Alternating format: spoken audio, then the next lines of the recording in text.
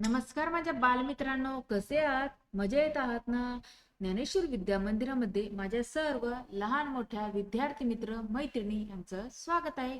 आज मी माझ्या बालमित्रांसाठी आपण आपलं मराठी वर्ष कोणत्या सणापासून सुरू होतं रे माहिती तुम्हाला? तर तो सण म्हणजे गुढीपाडवा. तर मी तुम्हाला आज गुढीपाडव्याची माहिती सांगणार आहे. ही माहिती तुम्ही लक्षपूर्वक ऐका आणि ही माहिती तुमच्या मित्र नातेवाईकांना शेअर करायला विसरू नका.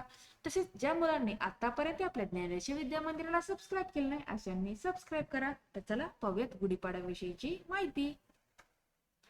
हिंदू धर्मातील नवीन वर्षाची सुरुवातच ही गुढीपाडवा सणाने होत असते. वसंत ऋतूतील चैत्र महिन्यातील शुक्ल पक्ष प्रतिपदेला हा सण दरवर्षी साजरा केला जातो. गुढीपाडवा सणाला संकल्प केला तर तो नेहमी फलदायी होतो असे म्हणतात, म्हणून गुढीपाडव्याला संकल्प केला जातो. वर्षातील पहिला सण असल्यामुळे या वर्षाची सुरुवात खूप उत्स्फूर्तपणे केली जाते. सकाळीच लवकर उठून अभंग स्नान करून दाराला तोरण लावणे तसेच गुढी उभारून तिची पूजा केली जाते. हा दिवस 3.5 मुहूर्तांपैकी एक असल्यामुळे या दिवशी लोक बरीचशी खरेदीही करतात. नवीन कपडे घालून गोड पदार्थ करून खाल्ले जातात. गुढीपाडवा या वर्षी 8 एप्रिल 2024 ला आहे.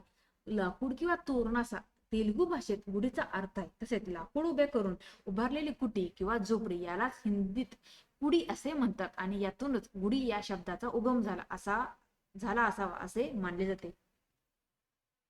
गुढी ही विजयाचे व समृद्धीचे प्रतीक म्हणून मानले जाते. प्रभू श्रीराम 14 वर्ष वनवास भोगून तसेच लंकावती रावणाचा पराभव करून प्रभू श्रीराम अयोध्येत परत आले, म्हणून गुढीपाडवा हा सण साजरा केला जातो. सकाळीच लवकर उठून आंघोळ करून जिथे गुढी मांडायची ती जागा स्वच्छ धुवून पुसून घ्या. घराच्या प्रवेशद्वारावर सुबक रांगोळी काढून दरवाजाला तोरण बांधावे. जिथे गुढीची मांडणी करायची घरातून बाहेर पाहिल्यास उजव्या बाजूला शक्यतो गुढी मांडावी. ती जागा स्वच्छ करून तिथे रांगोळीने सुबक असे स्वस्तिक काढावे व त्यावर हळदी कुंकू वाहावे. गुढीसाठी एक लाकडी बांबू घेऊन त्याला नवी कोरी साडी किंवा नवे कुठलेही वस्त्र वरच्या टोकाला बांधावे. तसेच फुलांचा हार, आंब्याची पाने, कडुलिंबाची आणि गाठी लावून त्यावर तांब्या पालथा घालावा. सकाळी लवकर उठून कडुलिंबाची पाने आपल्या आंघोळीच्या पाण्यात टाकून आंघोळ करावी व नवे कोरे व कपडे परिधान करावे. शास्त्रोक्त पद्धतीने गुढीची मांडणी करावी व नंतर हळदी कुंकू बेलफूल वाहून नमस्कार करावा व नंतर गुढीला गुळ व कडुलिंबाच्या झाडाची कोवळी फुले याचा प्रसाद म्हणून गुढीला अर्पण करावा व नंतर घरातील सर्वांनी मिळून तो खावा. याच दिवशी ब्रह्माने सृष्टीची निर्मिती केली होती, म्हणून शेवटी ब्रह्मदेवाला प्रार्थना करावी, हे देवांच्या देवा ब्रह्मदेवा, गुढीचा माध्यमातून प्रवाहित होणाऱ्या शक्तीतील चैतन्य आनंद नेहमी टिकून राहू दे. आरोग्य संपत्ती संतती सह भरभराटीत हो अशी प्रार्थना करावी. संध्याकाळी पुरणपोळी किंवा इतर कोणत्याही गोड पदार्थाचा नैवेद्य दाखवून गुढी उतरावी.